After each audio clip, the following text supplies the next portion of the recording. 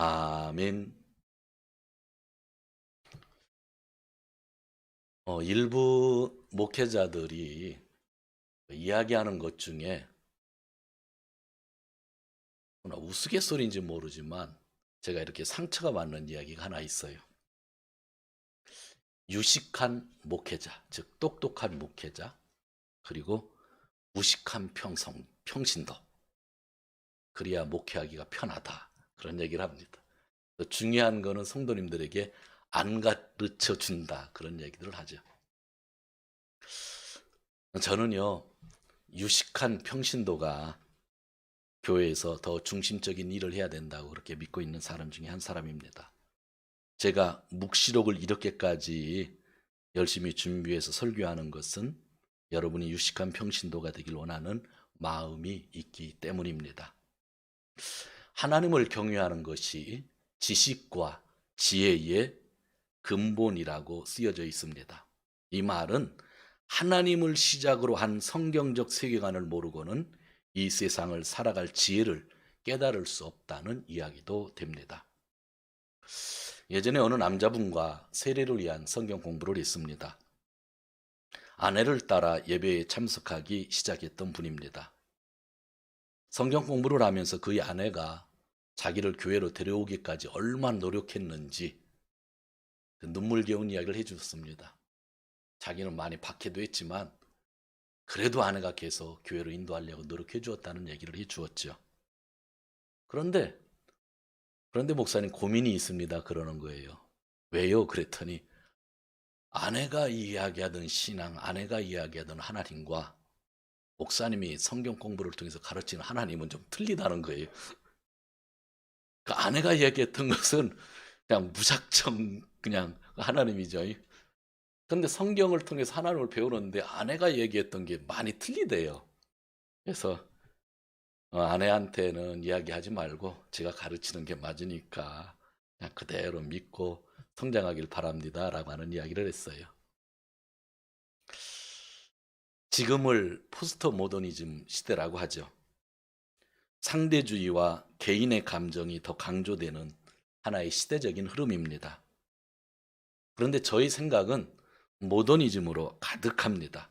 그리고 대부분의 교회들도 모더니즘 안에 갇혀 있습니다. 저는 목회를 하면서 상식이 중요함을 이야기해 왔고 제 후배들에게도 무조건 상식이 바탕이 되어야 된다고 이야기를 합니다. 그런데 지금의 시대의 흐름은 상식에는 사실 별로 관심이 없습니다. 러시아의 독재자가 그렇게 인기가 좋은 것이 여러분 상식으로 이해가 되십니까?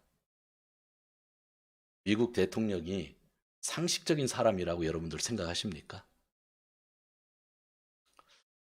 일본의 이시바라고 하는 의원이 정확한 역사적 인식을 가져야 한다고 얼마 전에 연설을 했습니다. 한국 사람에게는 너무나 귀중한 단어이죠. 타다시 렉신이 다이스루 소유 인식이 관심이죠. 그렇게 연설을 해도 사람들은 관심이 없고요. 아베상이 치료를 받으러 가는 병원과 그 병에 대해서 관심이 많을 뿐입니다. 지금은요, 상식이 통하는 세상이 아니라는 거예요. 그 시대의 흐름 안에 우리가 지금 살고 있다는 거예요. 그렇다고 시대를 탓할 수는 없어요. 시대가 그런데 어떻게 해요? 특히 젊은이들, 청년들은요, 아무리 상식으로, 아무리 이론으로 여러분들이 얘기해 보세요. 안 들어요. 그냥 마음에 딱 하나 끌리면 그냥 걸로 가는 게 지금 시대의 사람들이죠. 그렇다고 젊은이들을 우리가 욕할 수가 없는 거예요. 젊은이들은 기성세대를 싫어하고 불편해합니다. 그런데 기성세대도 젊은이들을 이해하지 못하고 답답해합니다. 그런데 사실 이 구조는 수천 년 동안 계속 내려온 흐름이기도 합니다. 지금 젊은이들은 또 10년, 20년 되면 기성세대가 돼서 똑같은 이야기를 할 겁니다. 그렇기 때문에 저는 여러분들이 어느 시대에 살고 있던 모더니즘 시대에 살고 있던 포스트 모더니즘 시대에 살고 있던 저는 크게 문제를 삼지 않습니다. 지난번에도 말씀드렸지만 청년 하나가 빨간 머리, 물을 빨갛게 들이고 왔더니 어른들이 비판을 하더라고요. 전 그분한테 정확히 얘기했습니다. 권사님도 물들였잖아요. 하얀 머리를 검은 머리로. 하얀 머리를 검은 머리로 한 거나 검은 머리를 노랑으로 한 거나 무슨 차이가 있어요? 여러분 차이 있다고 생각하세요? 전혀 차이 없어요. 그건 진리에 대한 문제가 아니잖아요. 지난주에 어느 교회 다니시는 분이 뭐 잠깐 일이 있어서 저희 교회를 들렸는데 저를 보자마자 갑자기 목사님 죄송합니다 그랬어요. 아니 죄송할 일이 뭐가 있어요? 제가 부탁하는 일인데. 근데 그분이 옷이 청바지를 입었는데 청바지 무릎이 빵꾸 난 걸 입었죠. 예, 패션이잖아요. 그래서 미안하다고 하는데 저는 속으로 왜 미안하다고 하는지 이해를 못 하겠어요. 청바지가 진짜 편하고 무릎이 빵꾸 뚫렸으면 더 편하잖아요, 일하기에. 근데 그분은 교회 왔으니까 목사 앞이니까 미안하대요.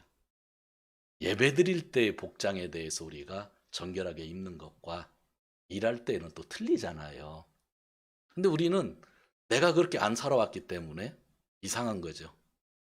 우리의 조상은 넥타이가 없었고요. 예수님도 넥타이 없었고요. 사도 바울도요. 넥타이 없이 설교를 했는데 제가 요즘 넥타이로 설교를 하잖아요. 내년 여름부터는 아주 그냥 벗으려고 합니다. 아주 작정하고. 미리 얘기를 해놔야 돼. 1년 전에.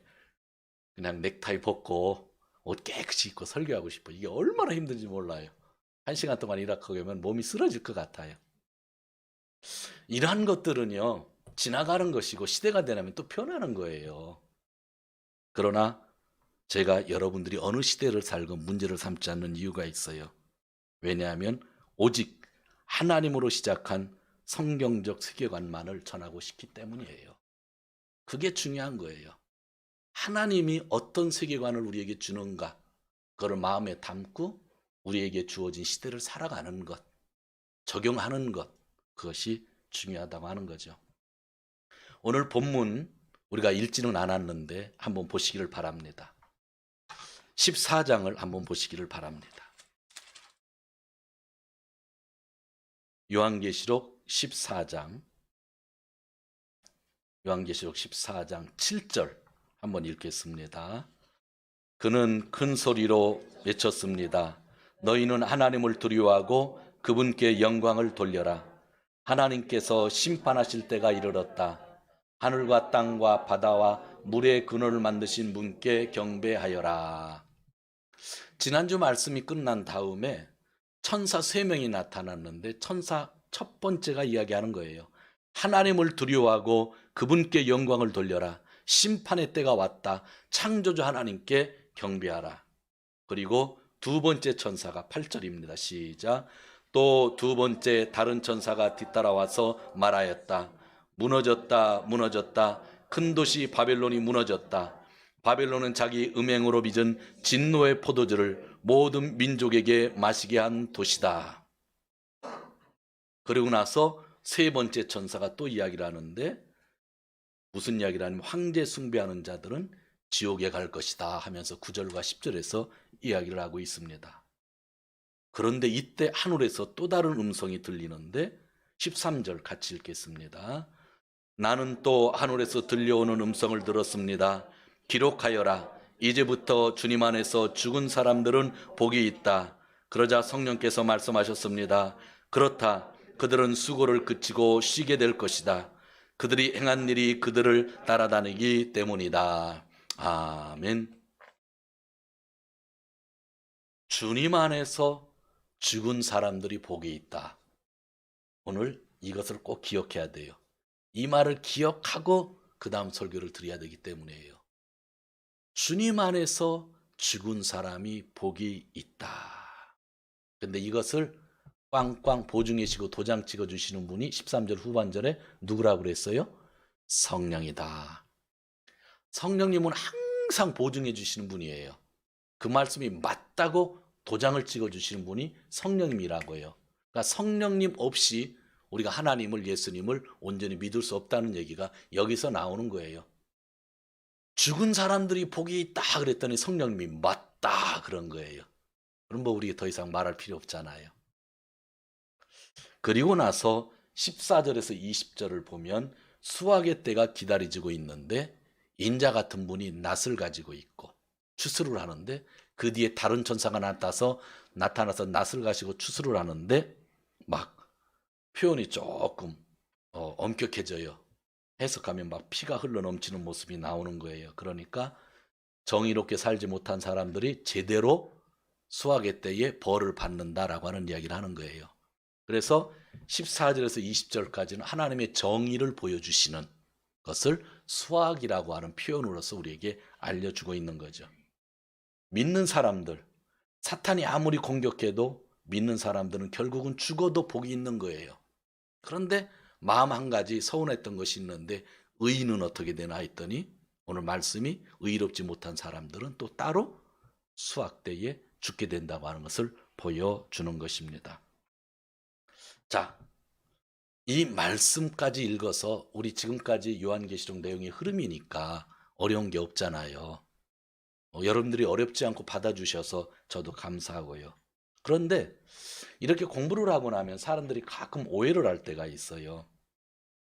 심판이 가까이 올수록 아무것도 하지 않고 기도원에서 기도만 하다가 죽으면 되지.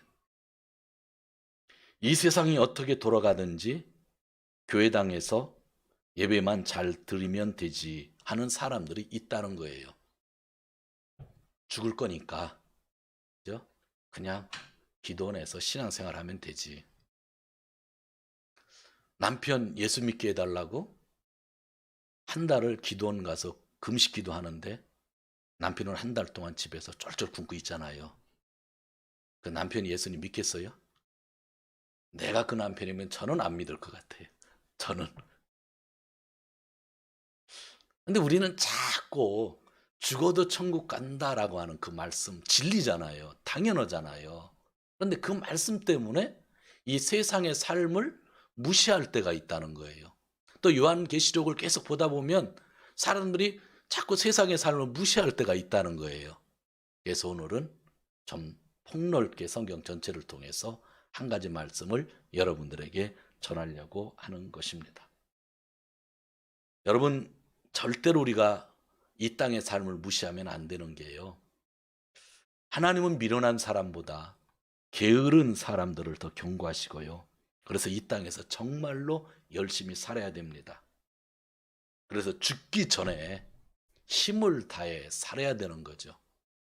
죽은 자가 복이 있다고 하는 것은 이 땅에서 죽기 전까지 정말 열심히 살으라는 거지 포기하라는 게 아니에요.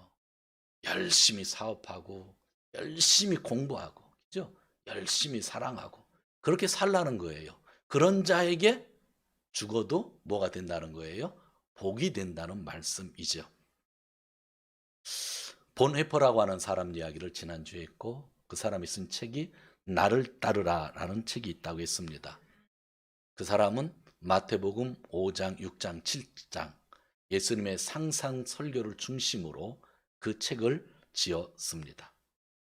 인도의 그 유명한 간디도 예수님의 상상 설교를 좋아했습니다. 예수님을 믿지 않는 사람도 산상 설교를 좋아했다면 이 시간 우리가 산상 설교를 한번 다시 들어봐도 될 것 같아요. 대부분 알고 있으니까 제가 얘기할게요. 마음이 가난한 사람은 복이 있다. 하늘나라가 그들의 것이다. 가난하고 부자 얘기하는 게 아니에요. 가난해서 부자라고 성경은 얘기하지 않아요. 뭐가 가난한 사람? 마음이 가난한 사람. 그 사람은 하늘나라가 그의 것이다. 슬퍼하는 사람은 복이 있는데 하나님이 그들을 친히 위로하실 것이다. 온유한 사람은 복이 있다. 그들이 땅을 차지할 것이다. 의에 줄이고 목마른 사람은 복이 있는데 그들이 배부른다는 거예요. 의에 줄였어요. 어떻게 배부르냐면 묵시록 읽으면 배부를 것 같아요. 묵시록에는 의에 반대되는 것들이 망하는 게 너무나 많이 나오죠. 의에 줄인 사람은 괜히 배부른다고 하니까 자꾸 먹을 것 찾지 말고요. 묵시록을 읽으면 읽을수록 의에 대해서 어떻게 될 것 같아요? 배불러지는 거죠. 자비, 사랑의 약속을 지키는 자비. 한 사람은 복이 있다. 하나님이 그들을 자비롭게 대할 것이다. 사랑의 표현 중에 구약에는 인자라는 단어를 쓰고 사랑의 표현 중에 구약의 인자라는 단어를 신약에서는 자비라는 단어로 쓰고 있는데 그 뜻이 원래가 약속의 사랑이에요. 그러니까 사랑은 약속이 참 중요하다고 하는 거죠. 그 다음에 마음이 깨끗한 사람은 그들이 누구를 본다고 그랬어요? 하나님. 평화를 이루는 사람은 복이 있는데 하나님이 그들을 내 자녀다 한다고 그랬고요. 의를 위하여 핍박을 받는 사람은 복이 있는데 하늘나라가 그들의 것이래요. 처음도 마음이 가난한 사람도 하늘나라. 마지막 8번째 의를 위하여 박해를 받는 사람도 하늘나라가 그들의 것이라고 한다면 이 전체적인 메시지는 땅에 있는 복을 얘기하는 거예요? 하늘에 있는 복을 얘기하는 거예요? 하늘에 있는 복을 이야기하는 거예요. 로마서 14장 17절에 하나님의 나라는 먹고 마시는 것이 아니라 의와 평화와 기쁨이다 그랬는데 이 팔복을 읽어보면은요 의에 대한 이야기, 평화에 대한 이야기, 기쁨에 대한 이야기가 다 나옵니다. 그러니까 하늘나라의 복을 이야기하고 있는 거죠. 여기서 하늘나라의 복을 강조하는데 이것을 계속 강조하다 보면 뭐를 잃어버릴 수 있다고 제가 얘기했어요? 이 땅에 삶을 잃어버릴 수가 있는 거예요. 마지막 시대의 교회가 이 땅에 있다는 것을 우리가 잃어버리면 안 돼요. 사탄이 천국에서 싸우다가 쫓겨났는데 이 땅에 있다고 하는데 이 땅에서 교회와 싸운다고 그랬죠.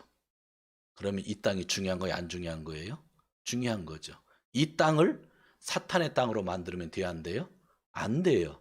이 땅은 원래 하나님이 만드셨고 하나님이 사탄의 영역 속에 없게 하시려고 우리 교회, 그리스도의 몸을 세워주셨다고 하는 것을 정확히 알아야 됩니다. 그런데 문제는 땅이 이제 중요하다는 얘기 이제 어느 정도 알았죠? 하늘에 대한 이야기를 다 하면서도 저는 지금 땅을 얘기하고 있는 거예요. 오늘은 특별히. 자, 이 땅에서 우리에게 필요한 것이 무엇이냐는 거예요. 아마 여러분들이 벌써 힌트를 얻으신 분이 있을 거예요. 팔복을 잘 살펴보면요. 8개 중에 딱 하나가 땅에 관계된 거예요. 딱 하나가. 이게 뭐냐면 5절에 온유한 사람은 하늘을 차지한다고 그랬어요? 땅을 차지한다고 그랬어요? 땅을. 전 이 말씀이요. 몇 주간 우리가 온유, 겸손이라는 얘기 좀 종종 들었잖아요. 되게 중요하다고 생각해요. 분명히 온유한 자 하늘나라 가죠. 그런데 온유한 자가 받게 될 것은 이 땅을 차지한다는 거예요. 땅에서 온유를 차지한다는 거예요. 온유한 자의 세상이 된다고 하는 거죠. 그러게 우리는 올바른 신앙생활을 하는 것은 이 땅에서 복을 받으며 하늘을 사는 거예요. 우리는 온유와 겸손이란 단어를 이미 잘 알고 있었지만 감사하게도 올해 묵시록을 읽으며 사탄과 교만한 자의 정체를 더 알게 되었잖아요. 그러면서 겸손과 온유가 더 마음에 다가왔잖아요. 사탄과 사탄의 졸개들의 성품을 보았어요. 그들은 교만 그 자체였고 거짓을 통하여 교만을 세우는 자들이었어요. 이렇게 우리는 묵시록을 통하여 최고의 죄는 교만이라는 것을 정확하게 인식했으며 그래서 더욱더 예수님의 겸손을 배워야 된다고 그렇게 말씀을 들었습니다. 예수님이 그러셨죠. 나는 마음이 온유하고 겸손하다 하셨잖아요. 이렇게 말할 수 있었던 것은 창조주 하나님이 이 땅에 직접 인간으로 오셨기 때문이죠. 이 성육신의 복음을, 이 인카네이션의 복음을 증거하던 바울이라고 하는 사람은 빌립보 성도들에게 예수님의 겸손을 마음에 두어야 된다고 3장에서 이야기를 했잖아요. 그리고 지난주 저는 보네피 이야기를 했죠. 제가 강조한 것 중에 예수님은 이 세상에 교회에 계신다. 그리스도의 몸에 계신다. 예수님은 그리스도의 몸에 현존하고 계신다. 하늘로 올라가는 것을 보았지만 지금 이 세상에 현존하는 장소가 있다는 거예요. 어디라고요? 그리스도의 몸, 교회에 예수님이 현존한다고 하는 거예요. 예수님이 땅을 버리셨어요? 안 버리셨어요? 안 버리셨어요. 안 버리셨어요. 이 세상에는 교만한 사람과 거짓말하는 사람이 넘쳐나서 복음을 방해하고 회방합니다. 그러나 우리는 예수 그리스도의 성품을 가지고 그리스도의 몸을 세워갈 수 있습니다. 교회는 이 세상에서 보여져야만 하는 그리스도의 몸입니다. 그래서 바울은 중요한 메시지를 교회에 전했습니다. 보여져야만 하는 그리스도의 몸에 있어서 중요한 것은 하나가 되는 거라고 그랬어요. 예수님께서 십자가에 달려 돌아가시기 전에 요한복음 17장을 보면 하나가 되게 해달라는 기도를 참 많이 하셨잖아요. 그 뒤에 교회가 그리스도의 몸이 만들어졌잖아요. 사도 바울은 그리스도의 몸을 보면서 그리스도의 몸이기 때문에 너희가 이 땅에 살기 때문에 하나가 돼야 된다고 그렇게 강조를 했어요. 에베소서에 나오는데 이렇게 쓰여져 있습니다. 이번 주 읽을 거예요. 찾아보세요. 장절은 제가 말씀 안 드릴게요. 겸손함과 온유함으로 깍듯이 대하십시오. 오래 참음과 사랑으로 서로 용납하십시오. 계속 뭐가 강조되고 있어요? 겸손과 온유가 강조되고 있는 겁니다. 우리는 여기까지 다음과 같이 정리가 할 수 있어요. 나는 지금 어디에 살고 있어요? 땅에 살고 있다. 이 땅에서 무엇이 필요한가? 그러면 그리스도에게 있는 성품 가운데 뭐가 필요하다? 온유와 겸손이 필요하다. 이 성품이 교만과 거짓을 이긴다. 그래서 그리스도의 몸인 나에게 필요한 것이 또 겸손과 온유다라는 거예요. 우리 모두 하늘나라에 가지고 갈 수 있는 것이 없지만 그러나 이 땅에서 정말 복되게 살기 위해서는 우리가 어떤 사람이 되어야 돼요? 온유한 사람, 겸손한 사람이 되어야 돼요.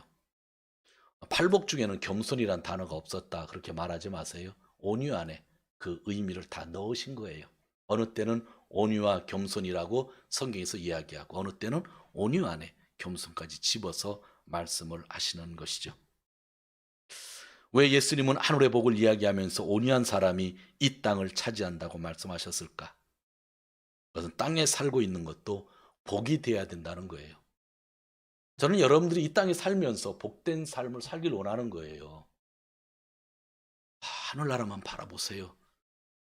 제가 그 말 잘하지 않아요. 저는 확신하고요. 여러분들 하늘나라 갈 거 아주 정확히 믿고 있지만 하늘나라만 바라보라고 그렇게 설교한 적 거의 없어요. 특별한 본문 외에는. 하늘나라를 바라보고 살고 죽어도 우리는 구원을 받지만 이 땅에서도 복을 받고 이 땅에서도 행복하게 살아야 되는 거예요. 그렇지 않으면 이 땅에 있을 의미가 없죠. 여러분 그렇지 않으세요? 그런데 이 땅에서 진심으로 행복하게 사는 사람들은 온유한 자라는 거예요. 왜냐하면 사탄이 교만을 가지고 들어오고 거짓말쟁이를 들어 쓰기 때문에 그것을 이겨야만 행복하잖아요. 그런데 그것을 이길 수 있는 것이 뭐예요? 온유와 겸손이니까. 저는 기독교인이 저항하는 것에 대해서 반대하지 않아요. 그러나 그 저항은 철저하게 비폭력이라고 저는 믿고 있어요. 저항하라는데 폭력을 가져오면 그거는 그리스도의 말씀과 떨어져요. 저항은 하는 거예요. 잘못된 것에 대해서 잘못하다고 얘기하는 것, 그거는 중요한 거예요. 그리스도인의 삶이에요. 그래서 저는 데모하는 것 그렇게 반대하지 않아요. 그렇지만 우리가 가지고 있는 방법은 뭐라고요? 비폭력이라고요. 온유한 자는 비폭력이에요. 겸손한 자는 비폭력이에요. 그래야만 교만한 자를 꺾을 수 있어요.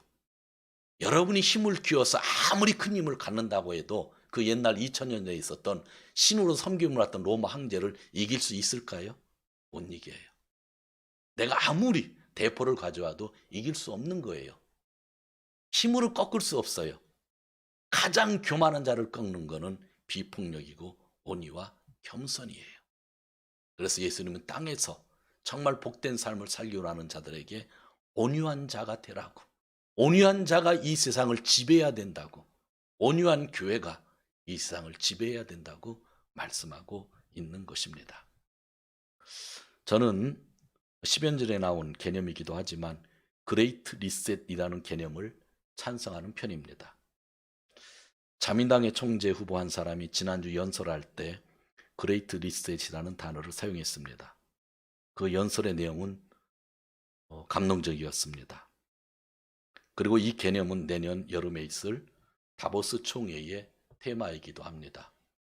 아마 젊은이들은 알고 있어야 될 내용들이죠. 한국이라는 나라, 일본이라는 나라, 그레이트 리셋하지 않으면 희망이 없습니다. 완전히 리셋하는 거죠. 리셋이라는 개념을 싫어하는 자는 코로나 상황 등을 이용하여 자기를 지키려고 하지만 분명한 것은 그레이트 리셋하여야 희망이 있습니다. 그런데 우리 크리스찬은 한 가지 더 생각해야 됩니다. 이 세상을 몇 번씩 그레이트 리셋해도 우리가 이 땅에서 버릴 수 없는 것, 꼭 간직해야 하는 것이 있다는 겁니다. 그것이 그리스도의 겸손과 온유예요.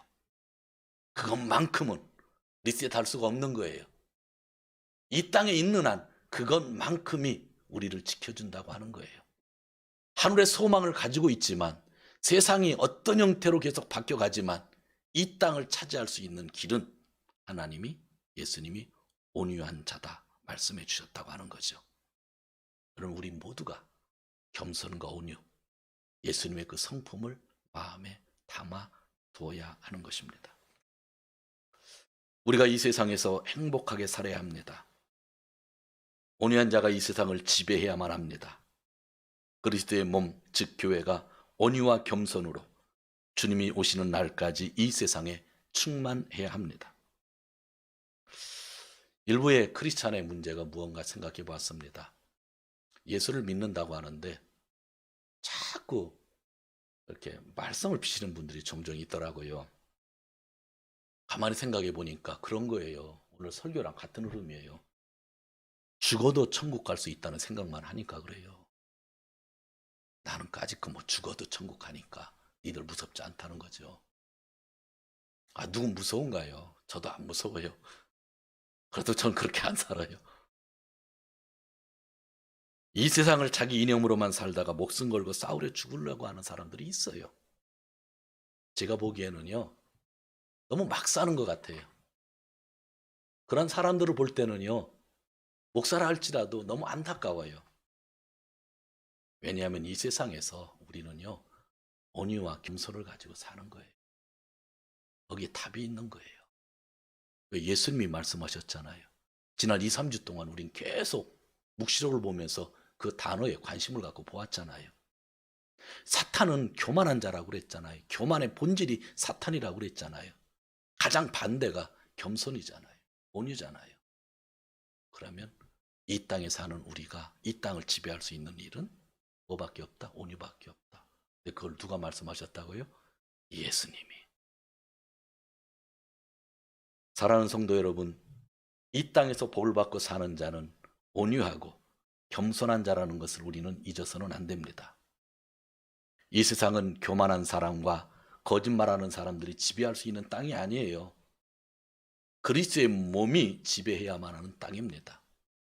가끔 영적이라고 하시는 분들이 얘기해요. 이 땅은 악한 사탄 마귀가 지배해서 우리 빨리 예수님 잘 믿다 천국 가야 된다고 생각해요. 이 땅을 사탄이 만들었나요? 안 만들었어요. 이 땅에 사탄이 있다고 우리가 알고 있잖아요.